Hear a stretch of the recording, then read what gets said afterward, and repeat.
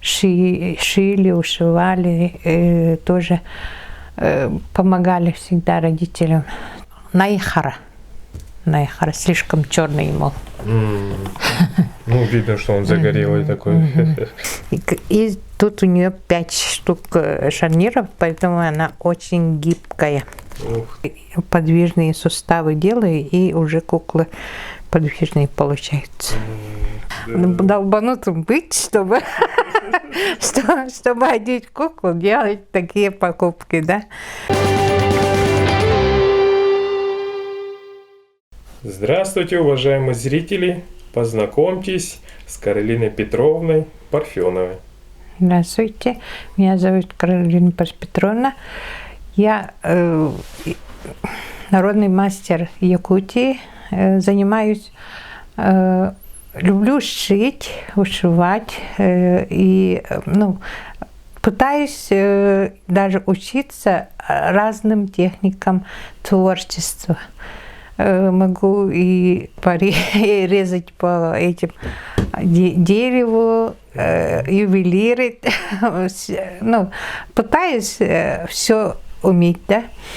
А вообще самое, для меня уже стало привлекательно работать куклами, особенно подвижными, потому что подвижная кукла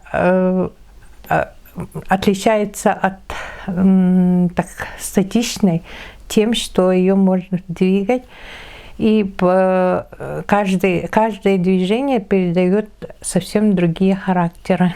Я родилась в Онтарском районе, поселок Маркёль, где в то время работали мои родители.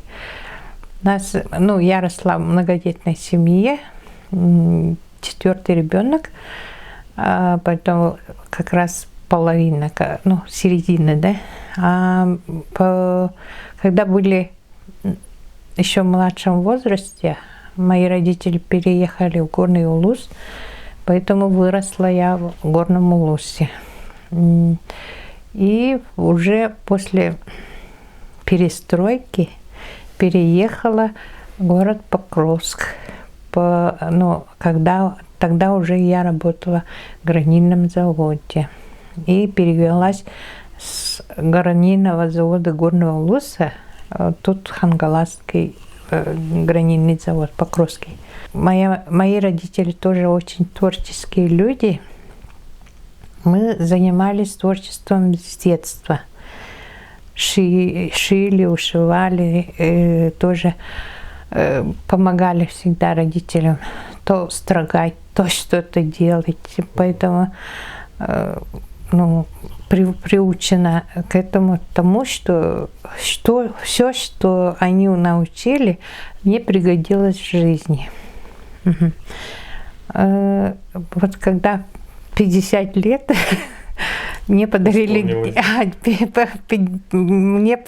дети, на пенсию ушла, и мне подарили дети смартфон, в котором были разные, и подписали меня в Facebook, ВКонтакт, во всех этих приложениях, да.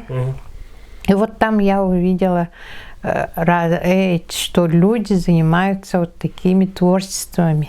Но мне больше понравилось делать, очень понравилось куклы. Там было, по WhatsApp пришло фотографии кукол из выставки Якутии мастеровой. Там были куклы Андросова Василия. Они лицом совсем якуты. Мне это очень понравилось, потому что даже русское, такие личико европейские, много же их кукол, да, а якутские уже новость такая, мне такая в голове сразу, ух ты, якуты стали делать кукол, я тоже хочу, да. И вот начала искать его контакты у всех спрашиваю по WhatsApp, и мне в конце где-то под осенью какие-то достали и отправили. Я ему пишу и спросила, из чего и как делаете. И он ответил, какие эти материалы можно использовать. А учились сами, да? Ага, ну как бы под его этим начало. Ага. И вот все покупала, то, что просила мужа, чтобы он покупал туда, приносил. В то время я была больная онкологией, поэтому не бегала, да, дома сидела. Вот он приносит то, что в списке там я написала, что надо, да, все принес, потом пишу Василию, дальше что, мол, как делаешь, мол. Он говорит, делай эскиз, которым ты бы хотела выразить, делать, да.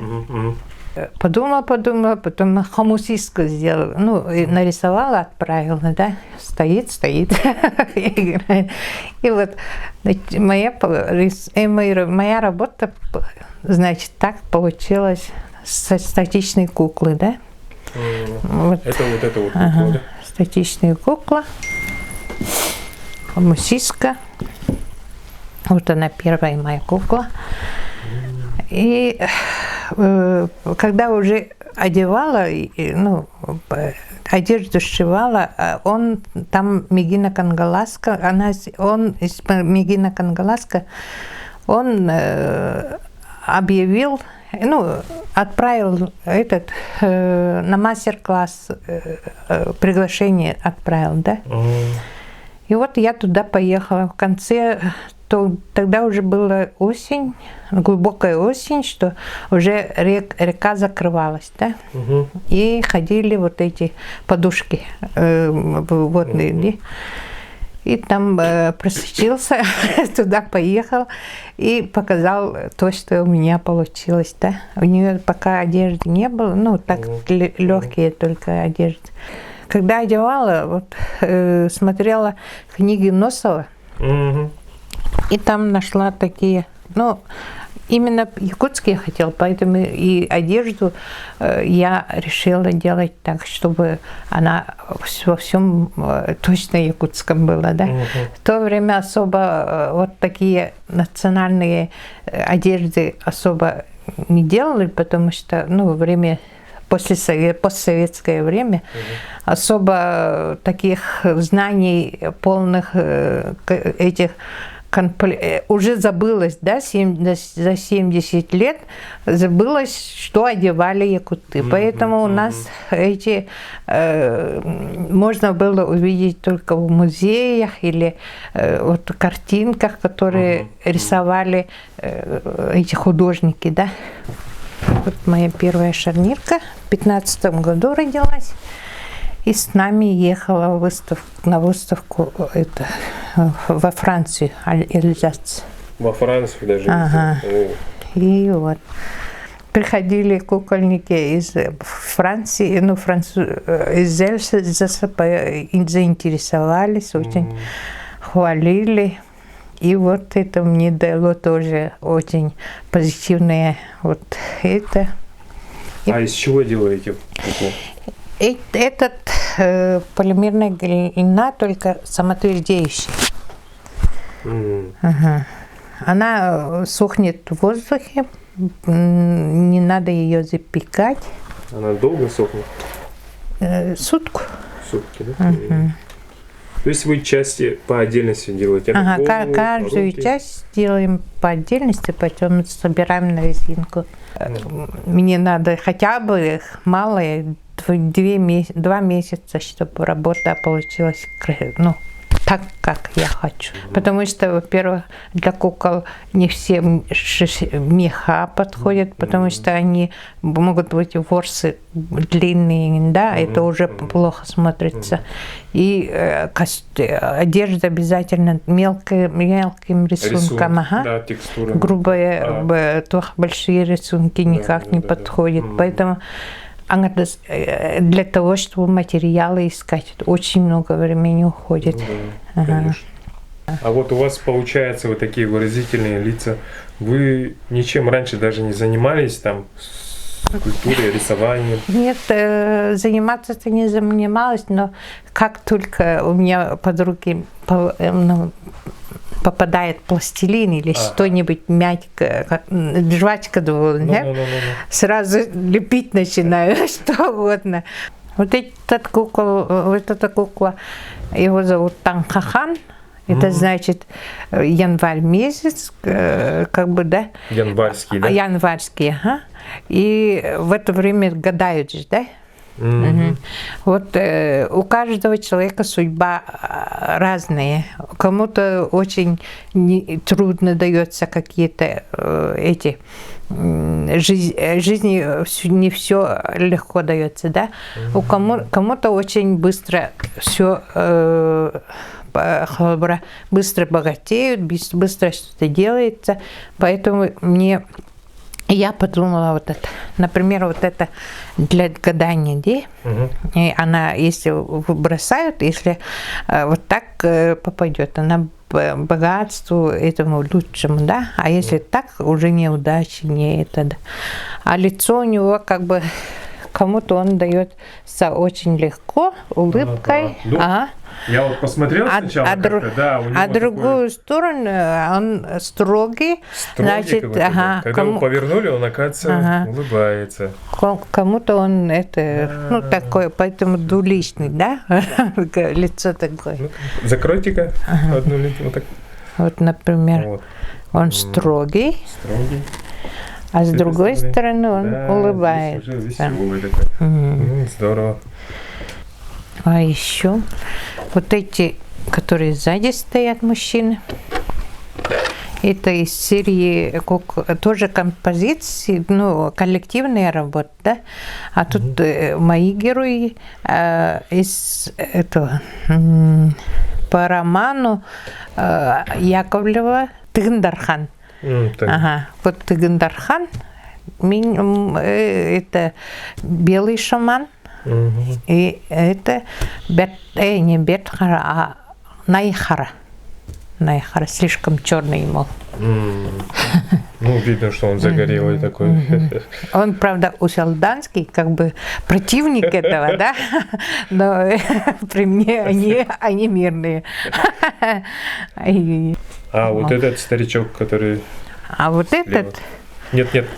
Вот этот белый шаман. Белый шаман. Как бы, он дядя Тыгындархана и постоянный советник Алкысчы Тыгындевкут. Они тоже полностью двигаются, да? Они тоже подвигаются, но не шарнирные. Они на проволочном каркасе с этими суставами.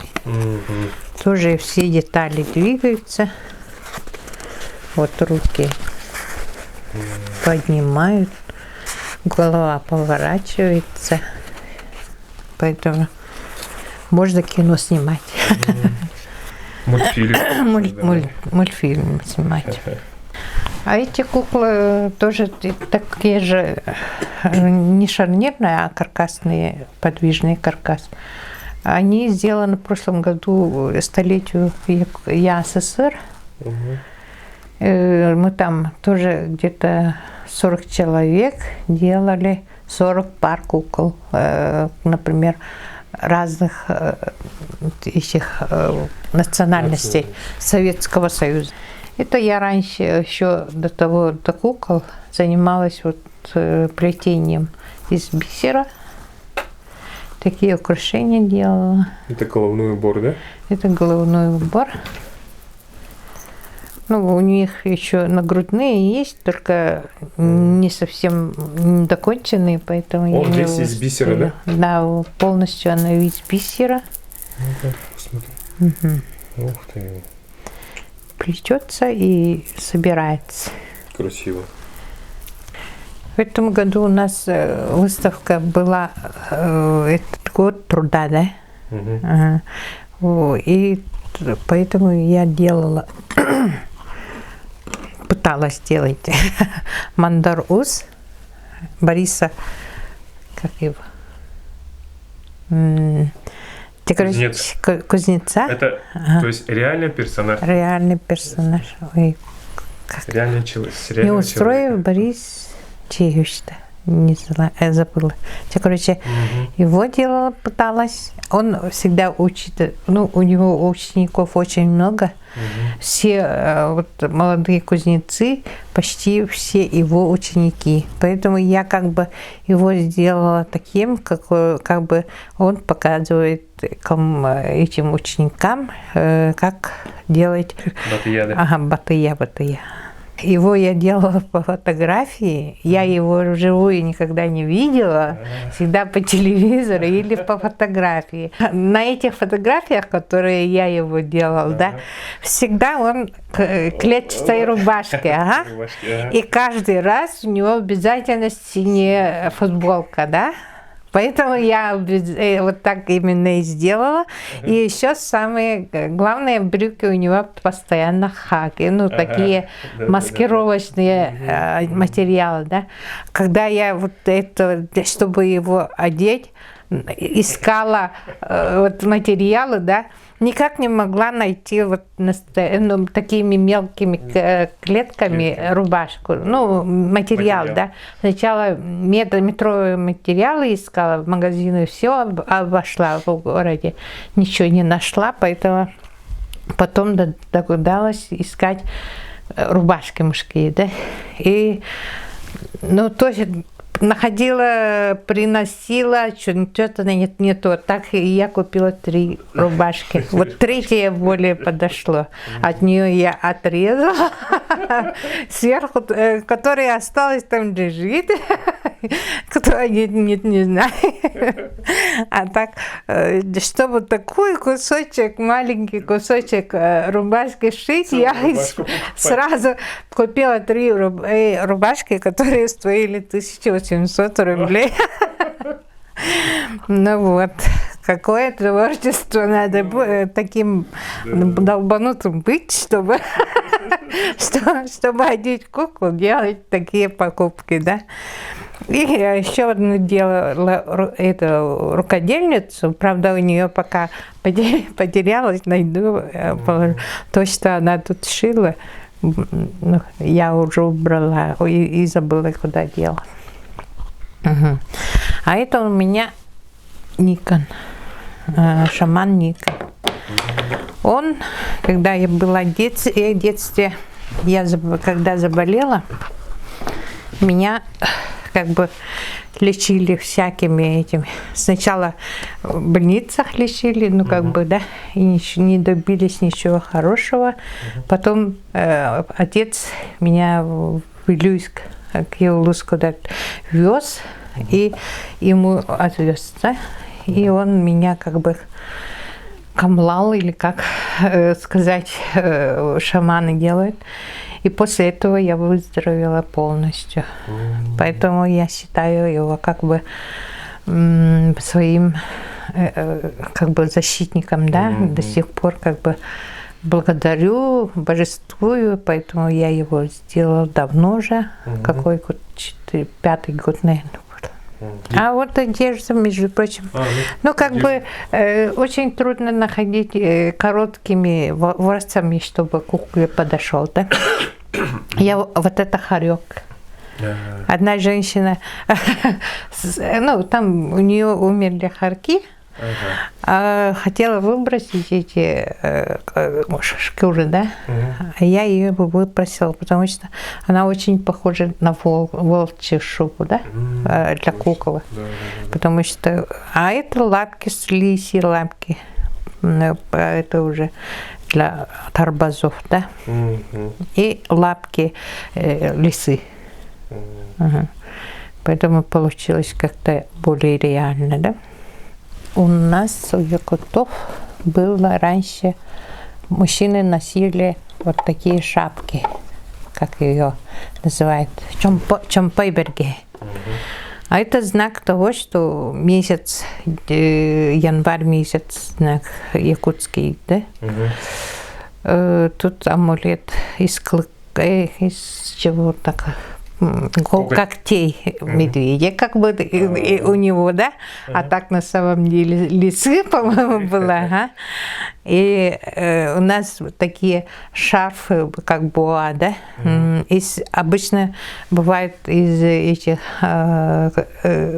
хвостов белки или лисы, и у него ножик и ножна. Тут еще эти есть. Вообще я пытаюсь всегда по исторически, например, музейные работы реконструировать, как бы реальные эти пытаюсь брать. Это для того, как называется, тут траву такую держат, чтобы она быстро, а это огниво, от нее вот берут огонь из тухамана уматаллар, как бы, да? Ну вот, а у нас рукавица. Правда, в то время я особо как понять не знала, поэтому я вот так шила, да? А надо было вот так, чтобы она разрезом была, да? Ну, я сам недавно узнал тоже. Они тоже одеваются, как бы, да, ему пору. И у нее наколенники, как бы, такие. У нас в прошлом тоже наши предки одевали штаны из ровтуги, как бы сажи, да, кожи эти, и такие наколенники.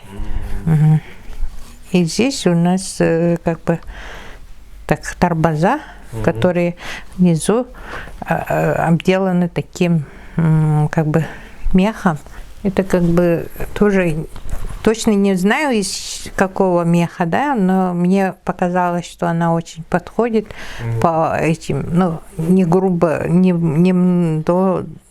длинная, да, а похоже на медвежью шерсть. Когда мы шили костюмы для героев Тагындархана, да, там уже в то время снималось кино, и там приглашали всегда этих, ну, массовку. И мы туда ездили и увидели, как они одеты. Поэтому постарались, чтобы они были похожи на реальных, ну, на их киношных героев. Да? И получилось, по-моему, очень похожие были.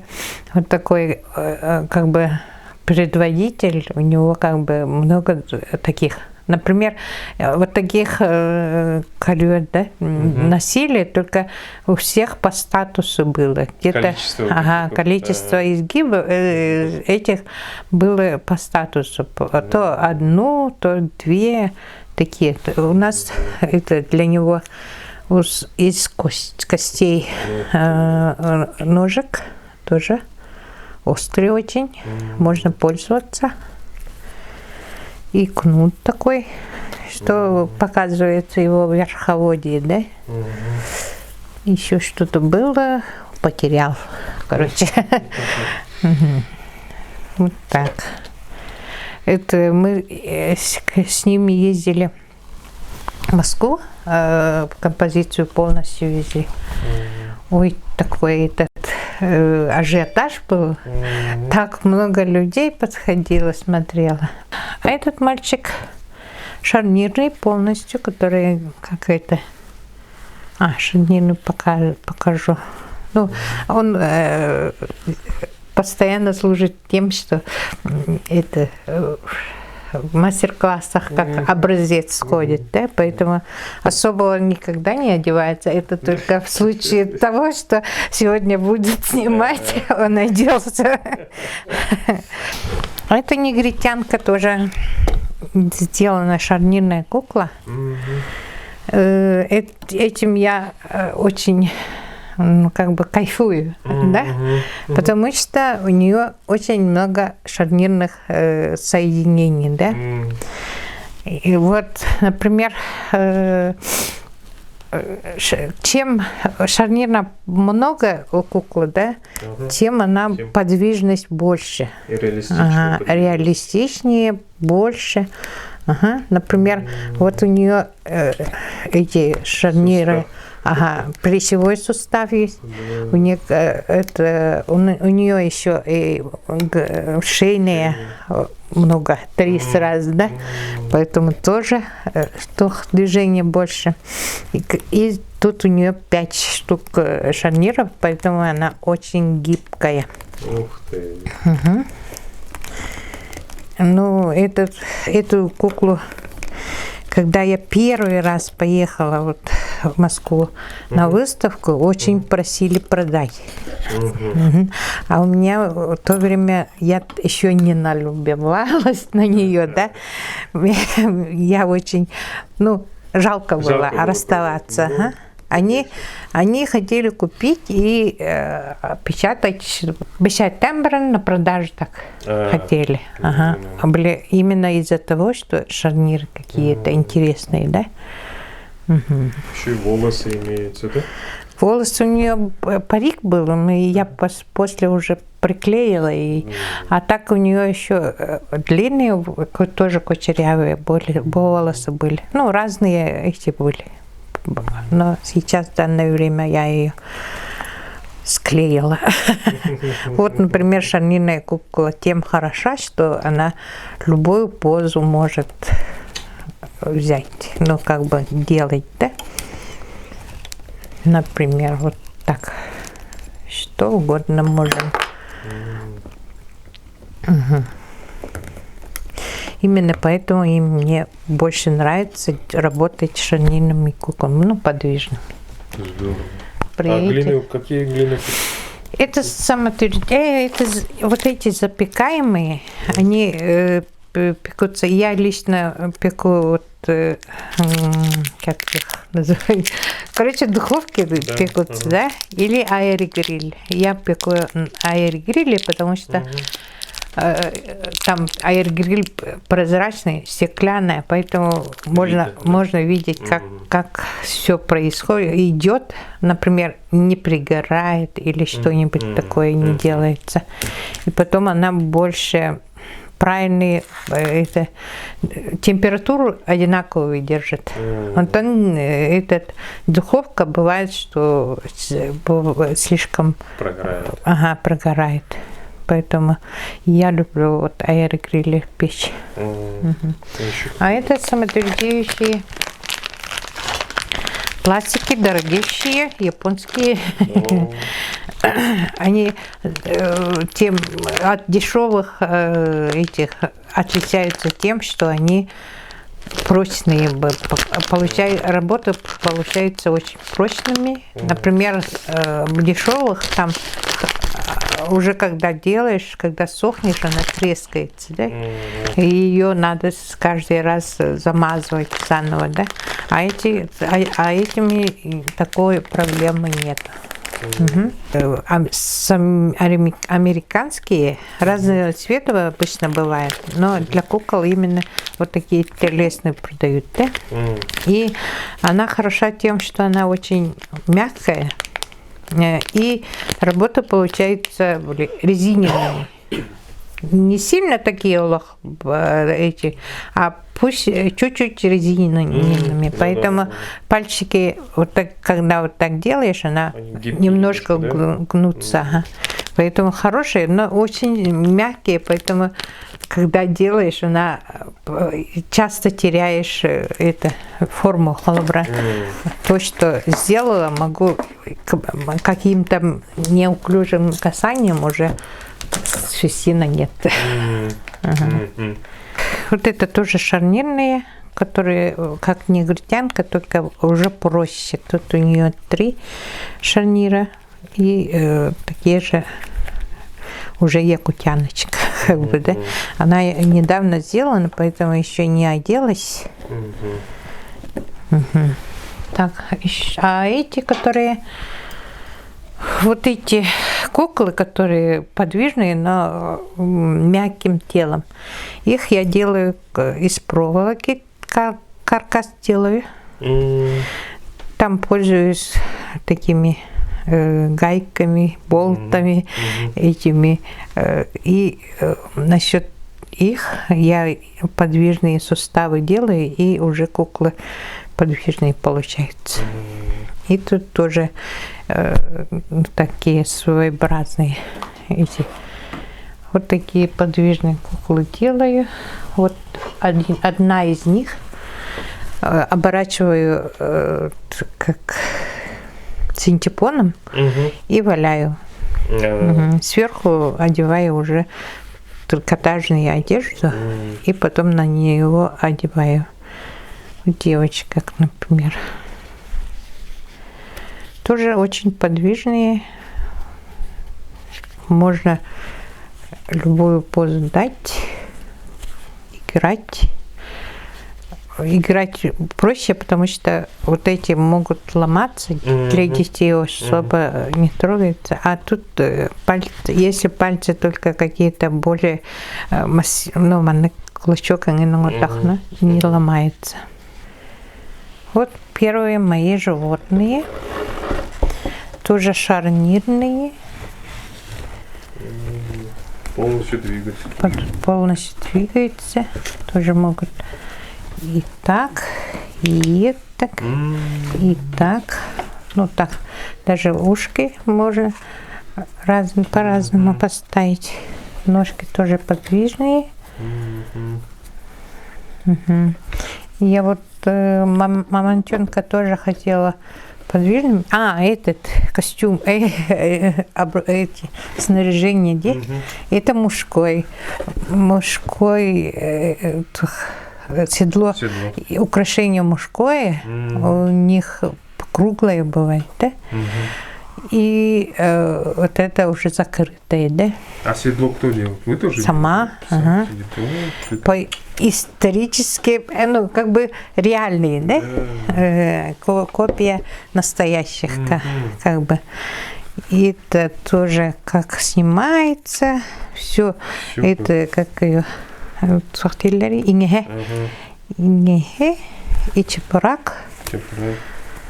Чепурак, это у нас якутская национальная это лошадь, украшение для жениха. Лошадь жениха. А это для того, чтобы... Это медвежья шкура должна быть, да? И она как бы очищает дорогу от злых духов, как бы поверье такое, да?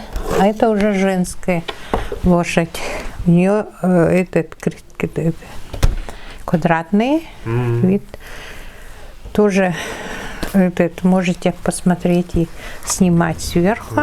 Вот здесь видно, как настоящее. Это настоящее.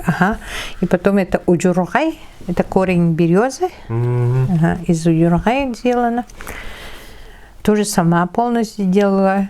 Все смотрела музеи, как делаются, как смотрела и делала. Иногда бывает, что помогает муж. Он раньше коневодом тоже работал, поэтому какие-то он советует, вот, например, вот эти, вот такие эти. Вот это тоже снимается, это тоже подвижный полностью. Хвостик у нас тоже подвижный. У нас каждый орнамент своим смыслом, да? Это, как бы женский, борта, женский сверху открыто, и эти уже показывают, какие ей благословения, какие в ее жизни должны быть, такие благословением делаются. А это обычно делается и натуральную, например, человеческое, да, из лицевой шкуры лошади, да, поэтому тут вместо глаз они вставляют вот такие ну, Тоже шкуры. другого цвета шкуры, и по-разному это украшают. Этот мантенка я делала как бы сначала ноги тоже были как бы подвижные, да, но она очень тяжелая, потому что я тут внутри вес тела, чтобы она болталкой была, да.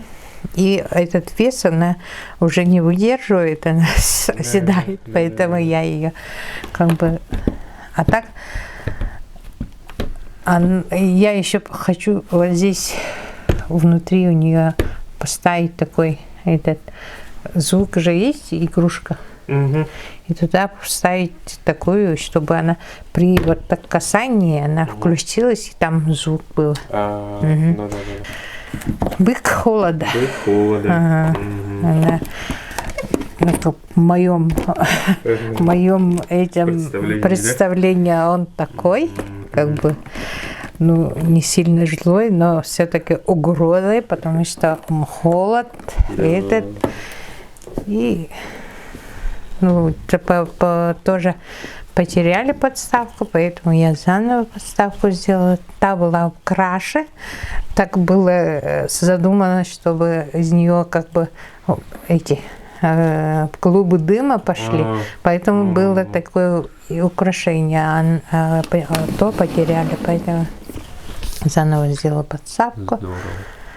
В детстве, когда я была в детстве, мама всегда шила нам одежду сама, шапки, унты, рукавицы.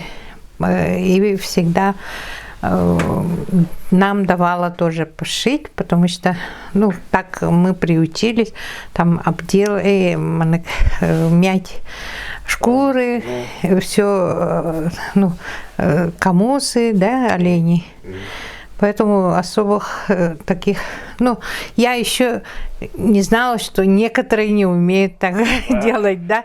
Я всегда думала, все с маленького возраста уже приучаются шить, вышивать, там что-то делать, да. Поэтому я была удивлена, что некоторые, оказывается, не умеют вот шить даже обычную стежку, да. Когда вот в 18 году училась у Светланы Ивановны Петровой, только тогда пришло точное представление, как должны одеваться как в прошлом одевались наши предки, да. За это советское время все это забылось, поэтому таких представлений нам не было, у нас не было. А там еще начали каждую выставку там заключать массовым парадом национальных костюмов, да?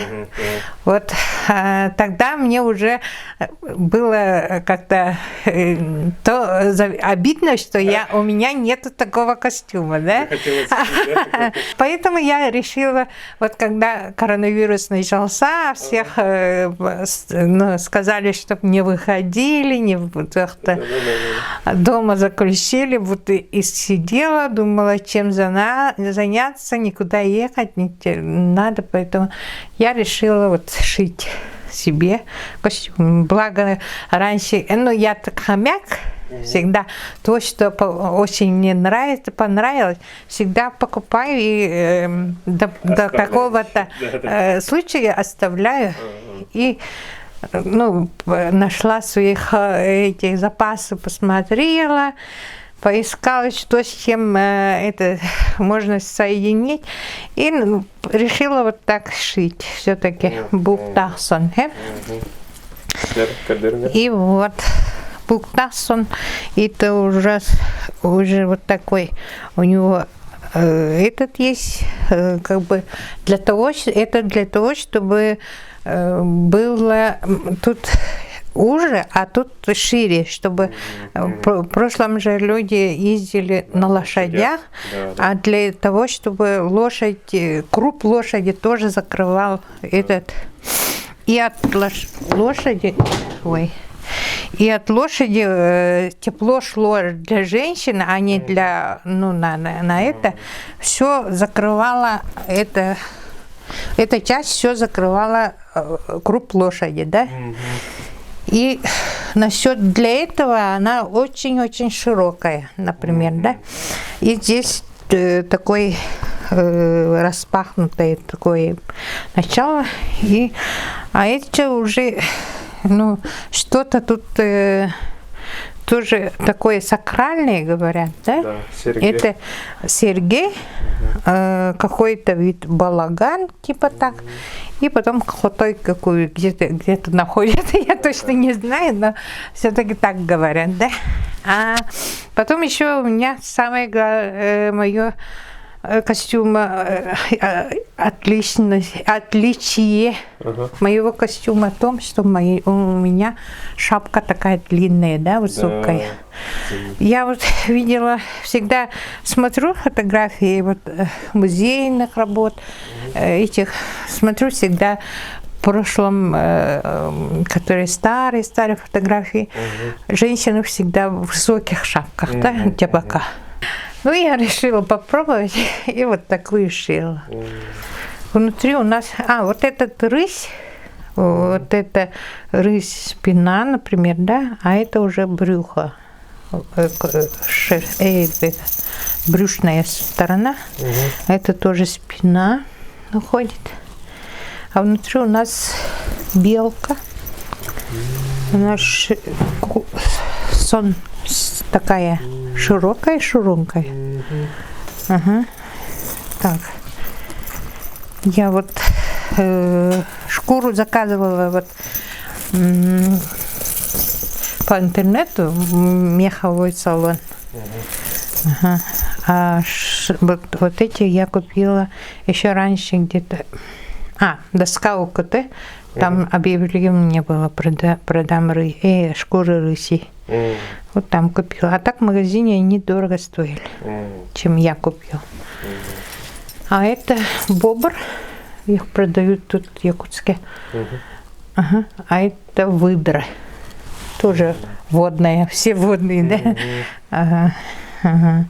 И вот это как бы их обычно в прошлом они носятся через пояс, да? Ага. А я, как видите, я такая уже, полная, поэтому для меня пояс носить это страх. Сам может людей пугать только, да? Нет, поэтому, сейчас вот так таскают. Ну да, поэтому я выбрала вот такую, это. Потом, когда люди вот такими ходят, да, и обычно вот сзади ничего не шьют, поэтому она бывает такие черные, да. Поэтому я решила двухсторонние делать, чтобы если повернется, чтобы она тоже. Даже вот у меня это оберег, да, сагуртумса, она тоже двухличная,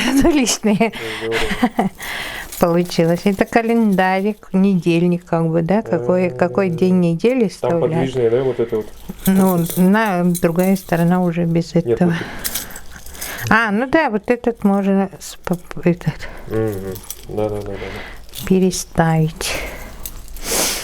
Тут еще есть уши, которые чистят. Тух-тух-тух. Эту ювелирную работу я заказывала у Егорова Иннокентия Митрофановича, у ювелира. Вот это тоже двухстороннее.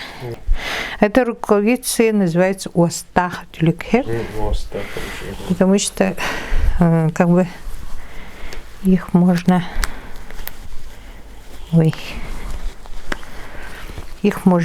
одевать и потом снимать, но при этом не по карманам бегать, а сюда просто так одевать, как манжету, да, и все.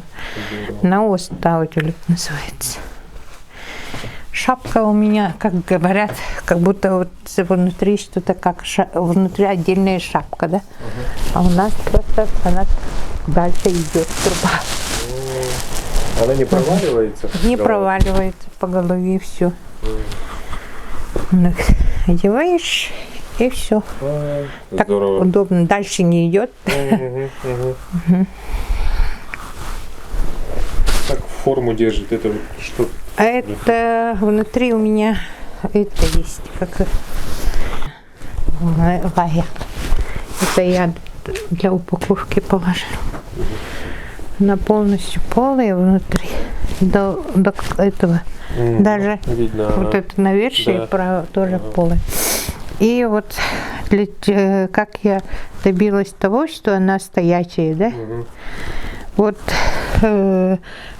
чтобы вот тут есть фетр плотный, да? Потом еще ватин и плюс прошитый вдоль. Да? Вдоль прошитые. И между вот прошитыми у меня есть такие косточки.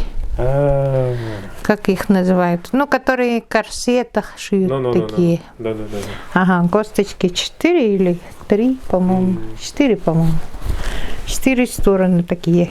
Косточки есть, они держат. Можно и так собрать, если очень захочешь. Просто упаковать можно. А так все равно потом стоит. Здорово.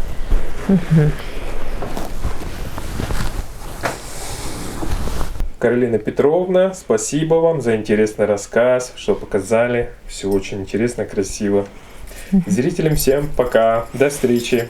До свидания. Спасибо за внимание. Пока.